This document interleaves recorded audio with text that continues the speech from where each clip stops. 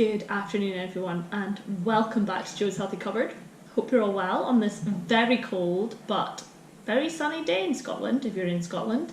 If you're somewhere warmer then that's great too, because it is so cold here. I wish I was somewhere warmer. So today I thought I would take the opportunity whilst Ivy Rose is asleep to have a little chat. And what I wanted to share today is my running journey, because I've just been reflecting on that recently and just having completed my 3rd marathon, and I always get asked how did I start running, and I think when you can run a marathon, or once you've run a marathon, people just assume you've been running forever, or you're really sporty, or you've got a really sporty background, or you were really good at another sport, which for me definitely is not the case. I do not have a very sporty background. I was never naturally talented at any sport. Yeah, I've always had to work at it, and I think for me long distance running was something I came to because I wasn't very good at other sports. So I just thought I would have a literally this is how I started running chat. At school I would say I was probably on the very bottom of the list in terms of speed, agility, everything. I never won anything. Maybe the egg and spoon race out of chance at primary school. And then at secondary school I never really took to any sport. Oh, I tell a lie. I started ice skating when I was about 9 or 10 and I absolutely loved it. I got lessons. I would say I took it semi-seriously. I did competitions, but I was graceful, but I never had the ability to, I don't know what it was, I never had the ability to do the jumps. Maybe it was the confidence or belief I lacked in myself. And when I got to my teenage years I kind of just stopped and didn't do it anymore. And then, as I said, at secondary school, I sort of enjoyed some things at school that were to do with sport. Never anything to do with hand-eye coordination, terrible at tennis, badminton. Tried most sports, I would probably say. And then it was really only, I do have a couple of memories of secondary school where I was good at something, and it was the odd occasion we did cross-country running. And that would be when we went out into the woods, and I could never believe that I was, always really near the front. I seem to remember being the first girl finished a couple of times. We didn't do it that often, but I just had the mental stamina. And I remember thinking, it's just the distance. And then it's almost like you outpace other people because you think about the distance. And that has applied throughout all my running. I don't really think about speed. A lot of the time I don't track my runs. I don't look at my pace. I just run and I think about the distance.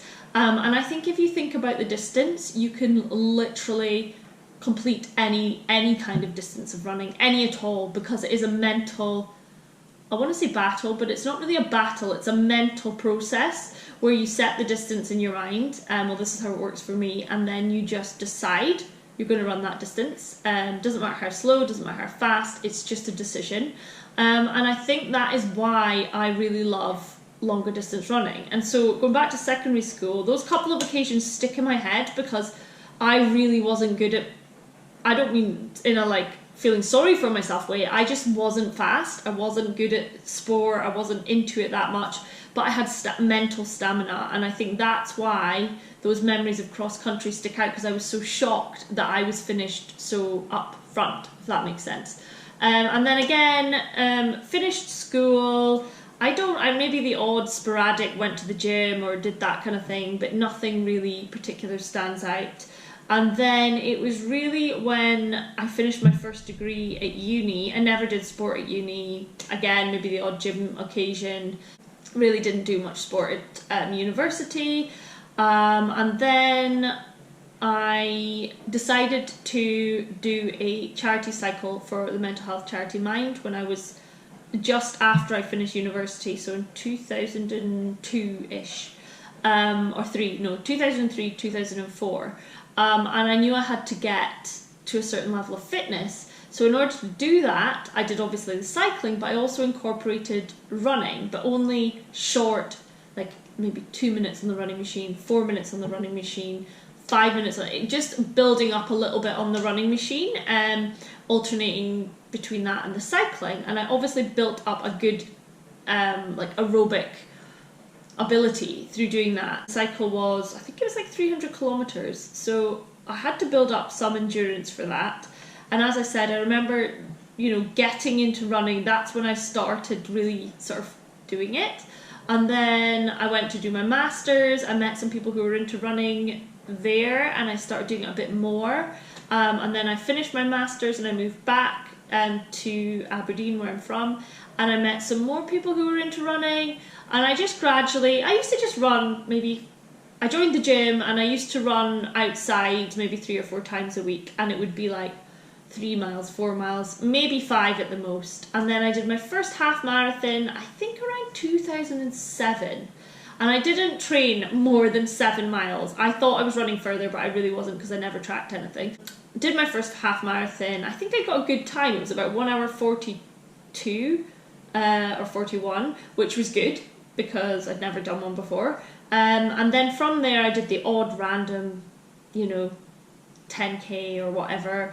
And then 2010, I decided that for my 30th year I was going to run a marathon. That was it, just a decision. And from that point on, I trained, I ran distances. I never tracked my runs up until probably a couple of weeks before that first marathon in 2012. And, I ran that first marathon in about 3 hours 42, which again was a really good time, but I had never been working on speed, if that makes sense. All I thought about was the distance, set the distance, set the intention, and just go with my body. Obviously I practiced nourishing and all of these things, and over time I have got a little bit more technical, but I just love running and I love distances, and I find that mentally I could probably program my mind to run any distance. I might not necessarily go that fast, but I know I can run the distance. And so I guess why I'm recording this as well is because I want to say that you don't have to be the cliche of sporty or like really fit or good at something to start running. Running is a basic sport. It's very easy. You just need a pair of trainers. You're not going to go out there and run a marathon immediately, but you can run for 2 minutes and walk for 1, or run for 1 minute and walk for 2.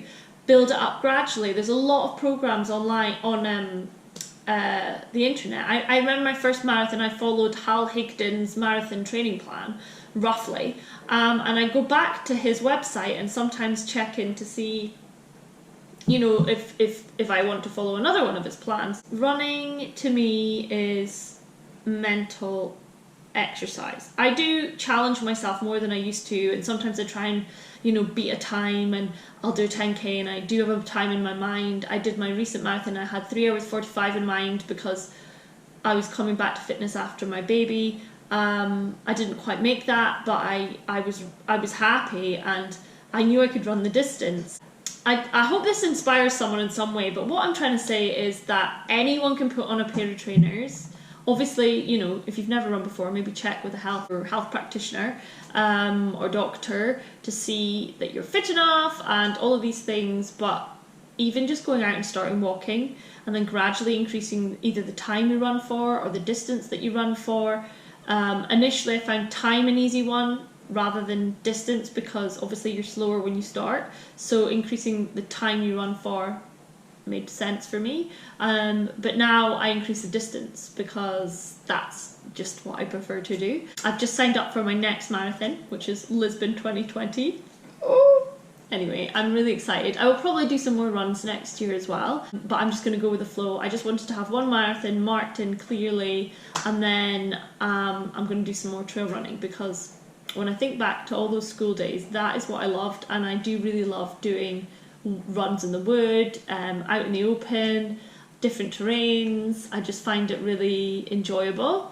Lace up your trainers, honestly, don't overthink it, don't put pressure on yourself, go as slow as you want to go and just enjoy it. Getting fresh air, there is no better thing for your mindset than getting out there and enjoying fresh air and being surrounded by nature. It's just so good for you. And park run is another one. They're fabulous to get going and get started. So I hope that was of interest. Very quick history of my running. I would like to have some goals. I would like to improve my marathon speed, and I would like to do an ultra marathon one day, and yeah, some more trail running. So hope you're all having a fantastic week so far. I'd love to hear what other great runs people are signing up for next year. I've still got loads of space in my calendar. Well, not loads, but I have space in my calendar to fit in some more runs. So thank you for watching, and I'll speak to you soon.